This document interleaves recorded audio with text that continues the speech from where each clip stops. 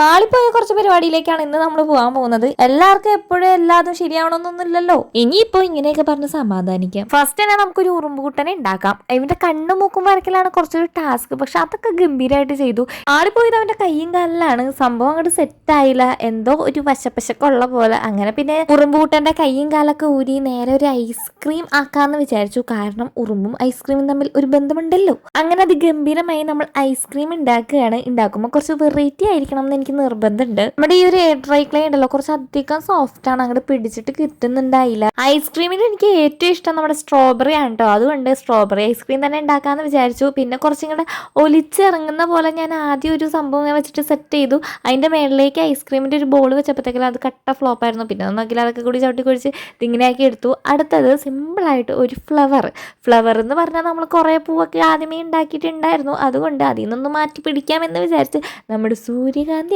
ഞാൻ പരീക്ഷിച്ചത്. അതും വലിയ കുഴപ്പമില്ലാണ്ട് ഒരു 90% സെറ്റായി വന്നതാണ്. പക്ഷെ നമ്മുടെ ഈ എല്ലാ എത്തിയപ്പോൾ അങ്ങോട്ട് ഫ്ലോപ്പായി. അപ്പോൾ നമ്മുടെ ഒരു വീഡിയോ ഉണ്ടാക്കുന്നതിന് പിന്നിൽ കുറേ കഷ്ടപ്പാടുണ്ട്. ഇതുപോലെ കുറേ എണ്ണങ്ങൾ ചെയ്തിട്ട് ഫ്ലോപ്പ് ആയതിനു ശേഷമായിരിക്കും ഏതെങ്കിലും ഒരെണ്ണം സക്സസ് ആവുന്നത്. അപ്പോൾ നമ്മുടെ ഇന്നത്തെ വീഡിയോ പാളിപ്പോയ കുറച്ച് സംഭവങ്ങളൊക്കെ തന്നെയാണ്. ഇഷ്ടപ്പെട്ടെങ്കിൽ ഒന്ന് സബ്സ്ക്രൈബ് ചെയ്ത് സപ്പോർട്ട് ചെയ്യുന്നേ. പിന്നെ എന്തെങ്കിലുമൊക്കെ ഒന്ന് കമൻറ്റ് ആയിട്ട് ഇട്, നമുക്ക് വായിക്കാം. അപ്പോൾ അത്രയുള്ള നടക്കണം. ടാറ്റാ.